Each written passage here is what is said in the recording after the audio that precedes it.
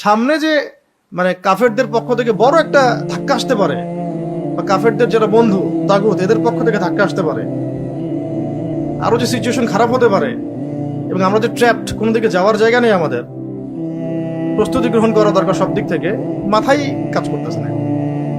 সেরকম ইন্ডিয়াও বলছে যে আমরা অখণ্ড ভারত চাই, সেম ট্যাকটিক, আমরা অখণ্ড ভারত চাই, মানে বাংলাদেশ, শ্রীলঙ্কা, ভুটান টুটান, পাকিস্তান সব নিয়েও একটা অখণ্ড ভারত করবে, কাল্পনিক স্বপ্ন দেখতেছে আর কি। গরুর গরুর মূত্র আর গোবর বেশি বেশি খাইলে মাথায় এরকম নেশা চড়ে। অখণ্ড ভারত করবে, এটা প্ল্যান ওদের, এদের একটা প্ল্যান, কিন্তু ওদের কিন্তু ওই ক্যাপাবিলিটি নাই যেটা আছে।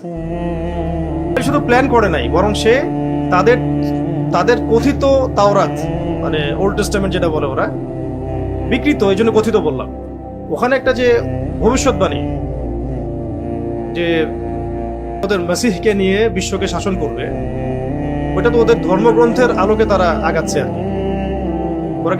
ওরা কিন্তু কোনো মানে মানব রচিত তন্ত্রমন্ত্র দিয়ে এটা করতেছে না, এটা ওরা ওদের ধর্মের আদর্শের আলোকে এটা করছে।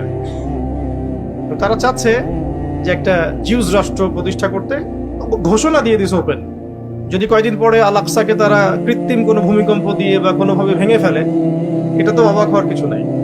আর এখানে দেখেন আপনি যে মুসলিমদের কবরস্থানে আগুন দিচ্ছে, বাড়ি ঘর জ্বালাই ফেলতেছে, বলতেছে রামরাজ্য কায়েম হয়ে গেছে। আপনারা কি ডটস মিলাইতে পারতেছেন? যে জিনিসটা মধ্যপ্রাচ্যে চলছে, এগুলোর প্রভাব এই সাবকন্টিনেন্টেও লাগবে আজ হোক আর কাল, যতই এড়াই যেতে চান পারবেন না। একটাই রাস্তা, তো দুইটা রাস্তা আর কি। একটা হলো ওদের সাথে দাসত্ব করা, ওদের দাসত্ব করে পা চাটা, যেটা কখনো কখনো ক্ষেত্র বিশেষে সরকার করলেও জনগণ চায় না। বহু ক্ষেত্রে সরকার বিভিন্ন জায়গায়, গভর্নমেন্ট যদিও অ্যালায়েন্স করে, বন্ধুত্ব করে ফেলে, সমঝোতা করে ফেলে, জনগণ ইমানদাররা চায় না এটা, তখন কনফ্লিক্ট তৈরি হয়। আরেকটা রাস্তা হলো এদের সাথে প্রতিরোধের ভাষায় কথা বলা, যে ভাষায় তারা কথা বলবে সেই ভাষায় রিপ্লাই দেওয়া। এগুলো এড়িয়ে যাওয়ার কোনো সুযোগ নেই সামনে। আজকে থেকে 10 বছর আগে ভারতের ওলামায়ে কেরামরাও চিন্তা করতে পারে নাই যে 10 বছর পরে ভারতের মতো জায়গায় গরুর মাংস নিয়ে মুসলমানরা হাঁটতে পারবে না। ভাবছিল আজকে থেকে 10 বছর আগে ভারতের ওলামায়ে কেরাম এটা ভাবছিলেন যে আজকে থেকে 10 বছর পরে এমন একটা সময় আসবে গরুর মাংস সাথে করে নিয়ে হাঁটা যাবে না? বলেন আপনারা। কিন্তু বাস্তবতা কি এমন না? ভাবছিল যে মুসলিম মেয়েদেরকে রাস্তায় হাঁটতে পারবে না, তুলে নিয়ে চলে যাবে, রেপ করবে, বাড়ি ঘরে আগুন দিয়ে দিবে, ব্যবসা প্রতিষ্ঠান ধ্বংস করে দিবে, মুসলিমদের কবর থেকে উঠে জ্বালাই দিবে, পুড়াই দিবে। এখন আপনারা যারা এখন বাংলাদেশে বসে আছি, আমরা যারা, আপনারা কি ভাবতে পারতেছেন আগামী 10 বছর পরে এমন কিছু আমাদের সাথেও হইতে পারে? কেউ ভাবতে পারতেছে না, বা কেউ ভাবতে চাচ্ছেও না। কিন্তু আপনারা এই সম্ভাবনাকে উড়াই দিতে পারেন না। কিন্তু এটার উপযুক্ত কোনো প্রস্তুতি আমাদের নাই। ইমানি প্রস্তুতি, আমলি প্রস্তুতি, জামাবদ্ধ প্রস্তুতি, শারীরিক প্রস্তুতি, মানসিক প্রস্তুতি, রাষ্ট্রীয় প্রস্তুতি, অর্থনৈতিক প্রস্তুতি, সামরিক প্রস্তুতি, প্রযুক্তিগত প্রস্তুতি কিচ্ছু নাই। আছে কে দুটা বিয়ে করলো আর কোন মাদ্রাসায় কি হইল। ভাবখানা এমন যে স্কুলে কখনো কিছু হয়ই নাই, কলেজে কিছু হয়ই না, হ্যাঁ, সেকুলার জায়গাগুলোতে কিছু হয়ই না, যত দোষ মাদ্রাসা আর হুজুরের। এমন ভাবে হুজুরকে হাইলাইট করা হচ্ছে, মনে হচ্ছে সে যেন জিনা করছে। আর ঘরে ঘরে জিনা, ব্যভিচার, লাইসেন্স, চাঁদাবাজি, সমঝোতা, লুটতরাজ, জোরজার মুল্লুকতার, হাদি ভাই জয় বাংলা হয়ে গেল, হাদি ভাইয়ের ইস্যু সব গায়েব, পড়ে আছে ফেসবুক নিয়ে। জুলাই নাই, গায়েব। ইসলাম একটু শক্তিশালী অবস্থায় আসবে, একটা সম্ভাবনা তৈরি হয়েছিল, সেটাও নাই হয়ে গেল। ঐক্য, মুসলিমদের ঐক্য ভ্যানিশ হয়ে গেল। ব্যালট বাক্সের চারপাশে সবাই নিজের গন্তব্য হারায় ফেললো। কত বড় বড় সিংহ ওই ব্যালটের নেশায় পড়ে বিড়াল হয়ে গেল।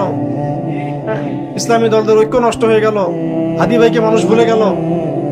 ওই ছেলেটাকে ওই যে রাস্তায় পিটাই মারছিল প্রথমে, একটা ছেলেকে শোয়ায় একদম থেতলা করে দিল মাথায়, ইস্যু গায়েব হয়ে গেল। তারপরে কতগুলো বলবেন আপনি, কতগুলো বলবেন? সব বাদ দেখো। এইভাবে মিডিয়া দিয়ে পরিকল্পিতভাবে আমাদের ব্রেইনগুলোকে ওয়াশ করা হচ্ছে। নির্দিষ্ট মূল যেটা লক্ষ্য, যে এই জমিনটা আমাদের, এই জমিনে আমাদের কাজ হচ্ছে নিজেরা আল্লাহ পাকের দিন পালন করব এবং এই দিনটাকে প্রতিষ্ঠা করার চেষ্টা করব, এখান থেকে সরাই দেওয়া। ব্যাস একটা একটা আলোড়ন সৃষ্টি হলে পরেই এরকম কিছু না কিছুকে সামনে নিয়ে আসা। আর মাশাআল্লাহ আমাদের জাতিটাও মাশাআল্লাহ সুবহানাল্লাহ মারাত্মক লেভেলের, হ্যাঁ, লাজবাব। যে ভাবখানার মধ্যে সবাই নিজের আল্লাহর ওলি, তাদের কোনো গোনা তো নাই। যত বুজুর্গ সব তো ফেসবুকেই থাকে। সামনে যে মানে কাফেরদের পক্ষ থেকে বড় একটা ধাক্কা আসতে পারে, বা কাফেরদের যারা বন্ধু তাগুত এদের পক্ষ থেকে ধাক্কা আসতে পারে, আরো যে সিচুয়েশন খারাপ হতে পারে, এবং আমরা যে ট্র্যাপড, কোনো দিকে যাওয়ার জায়গা নেই, আমাদের প্রস্তুতি গ্রহণ করা দরকার সব দিক থেকে, মাথায় কাজ করতেছে না। দেখবি এগুলো নিয়ে তেলের সমস্যা গায়েব, শেষ। গ্যাসের সমস্যা গায়েব, পেট্রোল পাম্পের সমস্যা গায়েব, লাইন ধরে দাঁড়া থাকে মোটরসাইকেল সব গায়েব। ইস্যু এখন একটাই, মাদ্রাসার হুজুর কি করছে, অথচ এটা প্রমাণিত না, এটা প্রমাণিত হয়নি। রিপোর্ট টিপোর্ট করা ছাড়া, রিমান্ড টিমান্ড দেওয়া ছাড়া। মিডিয়াতে ছবি তোলার হিরিক দেখছেন? এই কাজটা তো এর চেয়ে তো জঘন্য কত কাজ রামবামরা করছে। মিডিয়াকে আপনি এত অ্যাক্টিভ দেখছেন কখন? মিডিয়া থেকে অ্যাক্টিভ দেখবেন আপনি সবসময় হুজুরদের পিছনে। এই হলো বাস্তবতা বাংলাদেশে। কি করবেন, কাকে ওয়াজ করবেন, কি বুঝাবেন? নিজেদের চোখ নিজেরা না খুললে আর কে খুলে দিবে? এখন পর্যন্ত আমাদের উপরে যা হচ্ছে এগুলো আমরা ডিজার্ভ করি। আমাদের উপরে যা হচ্ছে, জিল্লতি, লাঞ্ছনা, অপদস্থতা, এগুলো আমরা ডিজার্ভ করি। আমাদের এর চেয়ে ভালো কিছু হওয়া উচিত না এখন পর্যন্ত। আর ধরাই দিছে সবার হাতে হাতে একটা ফোন, সোশ্যাল নেটওয়ার্কিং। আমার কাছে পাবলিক টয়লেটের মতো মনে হয় বিষয়টা। যে কেউ আসতে পারে, টয়লেট করে চলে যেতে পারে, এর চেয়ে বেশি কিছু না এটা। আপনার এমন যে বলতেছে সে কত বড় পণ্ডিত, সামনে নিয়ে এসে দেন একটা সূরা তেলাওয়াত করতে পারে না, সে অন্যকে ধুয়ে রেখে দিচ্ছে। কি অবস্থা! যে যার কোনো জ্ঞানই নেই কোনো বিষয়ে, সেও কথা বলতেছে, সেও লিখতেছে, সেও বলতেছে। গুনাহে তো কোনো ভয়ই নাই, যেটা মানুষের হক নষ্ট হচ্ছে, গীবত হচ্ছে, তহমত হচ্ছে, ইলজাম হচ্ছে, আমাকে আল্লাহ পাক ধরবেন এটার জন্য, এটা কোনো ভয়ই নাই। এভাবেই ব্যস্ত রাখা হচ্ছে। তো আমি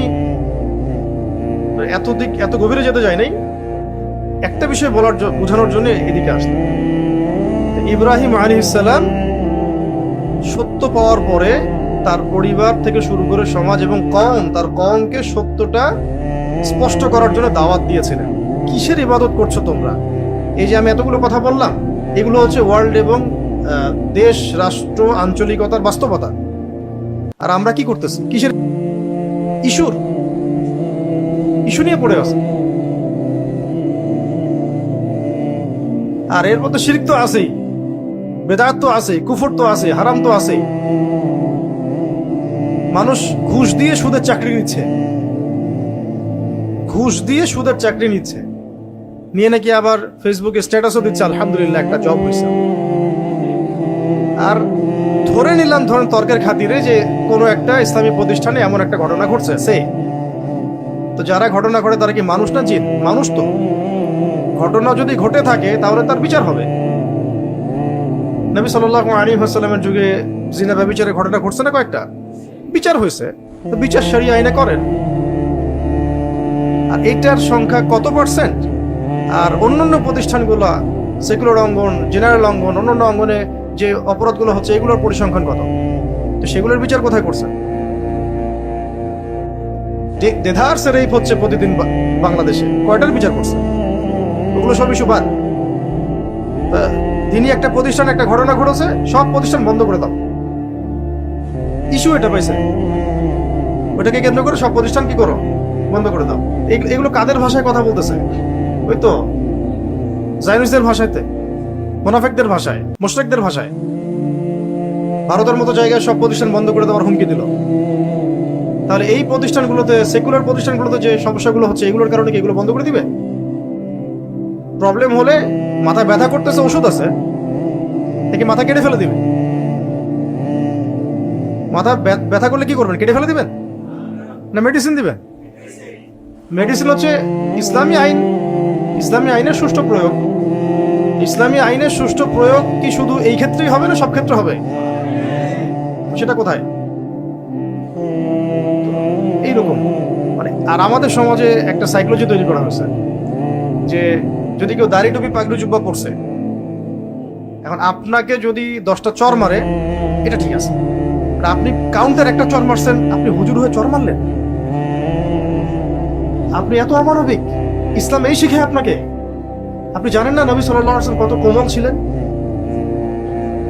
এত মুনাফিকের মুনাফিক সব, এত বড় বড় সব। এখন আমি তো বাধ্য হয়ে কিছু কথা বলতে পারতেছি না, এটা আমার অপারগতা।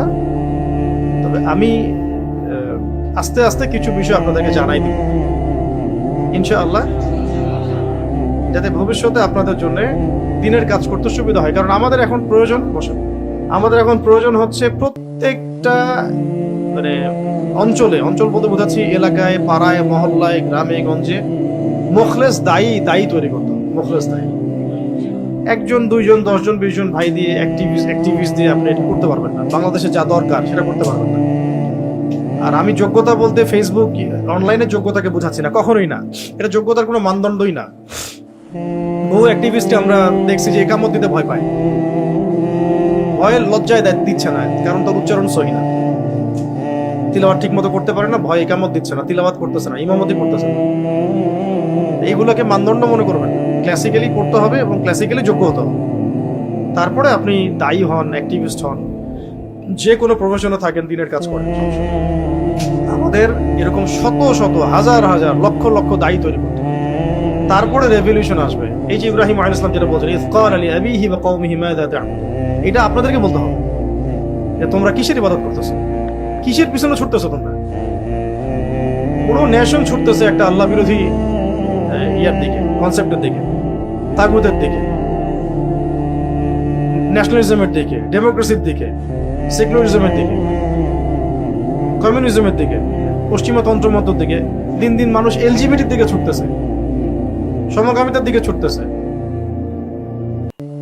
আর যারা আমরা ইসলাম পালন করছি তাদেরকে পার্শিয়াল ইসলাম পালনে অভ্যস্ত করা হচ্ছে, যে জীবনের কিছু অংশে ইসলাম পালন করছে, বাকি অংশে সে যেমন তেমন নামাজও পড়ছে, মাদকও খাচ্ছে, রোজাও রাখতেছে, এদিকে ঘুষও দিচ্ছে, এদিকে ইসলামের লেবাস পোশাক আছে, হজমরা করছে, এদিকে সুদও খাচ্ছে। সবকিছু একটা জগা খিচুড়ি হচ্ছে। এই ইসলাম দিয়ে আমরা বিজয় তো লাভ করতে পারবোই না, কাফেরদের হাতে মাইর খাওয়া ছাড়া আমাদের কোনো অপশন থাকবে না। আর এটা যতই আপনারা মনে করেন আবেগ দিয়ে যে আমাদের শাপলা আছে, আমরা শাপলার মানে আদর্শ বহন করি, কিছু হলে শাপলায় যাবেন, স্লোগান দিবেন, বাইতুল মোকাররমের সামনে যাবেন, স্লোগান দিবেন, এই গুটি কয়েক অ্যাক্টিভিজম দিয়ে আসলে দ্বীনের শরিয়া প্রতিষ্ঠা বা জিহাদ হবে না। এটা হচ্ছে একটা চেইন অফ কমান্ডের দরকার পুরো দেশব্যাপী। আমির থাকতে হবে, মামুর থাকতে হবে, আসসামু ওয়া তাআ থাকতে হবে, আমির থাকতে হবে, মামুর থাকতে হবে, অনুসারী, আসসামু ওয়া তাআ থাকতে হবে, শুনলাম মানলাম, বায়াত থাকতে হবে, এবং ধারাবাহিক অ্যাক্টিভিজম থাকতে হবে। মাঠে ময়দানে, অনলাইনে না। মাঠে ময়দানে অ্যাক্টিভিজম কেমন? যদি কোনোভাবে আমাদের আপা কামব্যাক করেন, আপনি দেখবেন যে তার যারা অনুসারী ছিলেন তারা মুহূর্তেই সব জায়গায় সেট আপ রেডি হয়ে গেছে। কিভাবে হয়েছে? অ্যাক্টিভিজম দিয়ে, অনলাইন অ্যাক্টিভিজম দিয়ে। মাঠ পর্যায়ে, রুট লেভেল পর্যন্ত তাদের কর্মী আছে। সেম আরেকটা যে দল আছে যারা এখন ক্ষমতায়, তারাও সেম। কিন্তু যারা আল্লাহর এই জমিনে, মুসলিম বঙ্গ বলেন, এখানে শরিয়া আইন কায়েম করতে চান, দিন প্রতিষ্ঠা করতে চান, আমাদের চেইন অফ কমান্ড নাই। নো আমির, নো মামুর, নো সামু ওয়া তাআ, নো বাইআ হোয়াটসোএভার। আর রুহামা বাইনাহুম নাই। রুহামা বাইনাহুম তারাহুম রুকআন সুজ্জাদা ইয়াবতাগুনা ফাদলান মিন আল্লাহি ওয়া রিদওয়ানা সীমাহুম ফি উজুহিহিম মিন আসারিস সুজুদ। এই যে শেষ আয়াতটা আছে সূরা ফাতিহার মধ্যে, যে কাফেরদের প্রতি তারা কি কঠোর, আশিদ্দাউ আলাল কুফার ওয়া রুহামাউ বাইনাহুম, আপোষে তারা কি নরম, মোহব্বত। এটা আপনি পাচ্ছেন কোথায়? ভাই ভাইয়ের গোশত খাওয়া নিয়ে ব্যস্ত হয়। বাংলাদেশের প্র্যাকটিসিং মুসলিমদের মধ্যেও, অন্যদের কথা বাদ দিলাম, সবচেয়ে মজাদার খাবার হচ্ছে গীবত। কি আলেম আর কি জালেম। প্র্যাকটিসিং মুসলিমদের মধ্যেও সবচেয়ে মজাদার খাবার হয়ে গেছে এখন গীবত। ইল্লা মাশাআল্লাহ, আল্লাহ যাদেরকে বাঁচিয়েছেন তারা বাদ। সবচেয়ে মজাদার খাবার এটা, খুব টেস্টি। একবার খাইতে শুরু করলে পেটই ভরে না।